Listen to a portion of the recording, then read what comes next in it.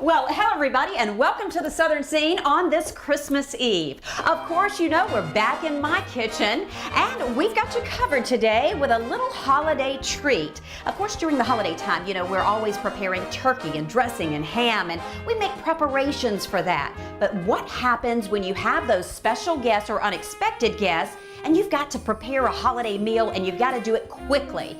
Well, here's the thing. We've got you covered on the Southern Scene because I'm going to show you a quick meal that's not only hearty, it's healthy, and here's the best part about it. It's quick, it's easy, and you probably have most ingredients right in your own kitchen. There's nothing better than a Southern chuck pot roast. I start out with a beautiful chuck roast. Of course, I choose a chuck roast that has the bone already out, but a nice sized chuck roast that's going to be big enough to feed quite a few guests. It's according to how big you need it. Also, your vegetables, I keep it simple. The Vidalia sweet onion, of course the potatoes, the carrots. You can add other vegetables as well. A lot of folks add squash or asparagus, even broccoli. I keep it simple. And then my seasonings that I have here, regular salt and pepper, a little bit of garlic, and here's the secret, and your guests will think that you are some gourmet cook, and it's just a little secret. You know what it is? Lipton onion soup. First, we want to go ahead and preheat our oven. I've got it on bake, and I'm going to turn my oven to 350. Now that I have the oven preheated on 350, I'm going to come over here, and I'm going to get my pan all prepared so that we can sear the meat once it's done. I'm just using a little vegetable oil, and you want to get that really, really hot. Okay, I have my chuck roast. I've already rinsed it off. Now I'm going to grab some seasoning. First off, I'm going to add a little bit of salt, and you want to salt it nicely. Okay, let's add some pepper on that side. And put a nice layer of pepper. Then we want to add the garlic, just a little bit of garlic on top. Now that we have the chuck roast all seasoned up, you want to make sure that you really take the time to press that seasoning into the meat.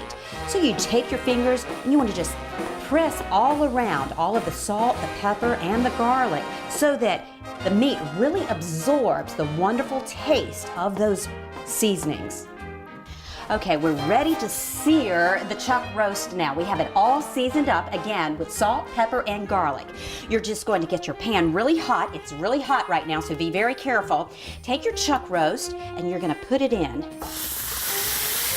Oh, listen to that. You want to make sure that it sears real nicely on both sides. All of the seasonings that you've already put on there, it locks in the juices. That smells so good. I wish you could smell in my kitchen right now.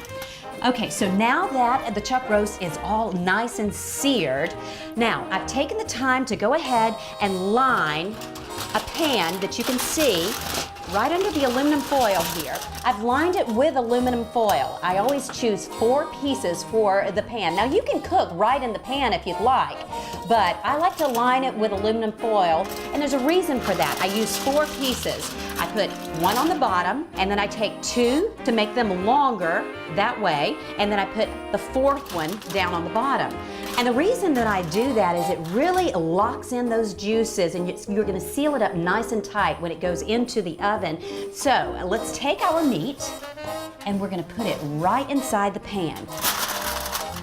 And now it's time to add our vegetables. As I said, I have onions, potatoes, and carrots. That's my chosen vegetables. You know why? Because that's what I had in my refrigerator. And you're just gonna take your knife and you're just gonna cut it up.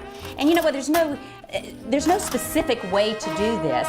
You just take those potatoes and you just cut them in nice pieces all around.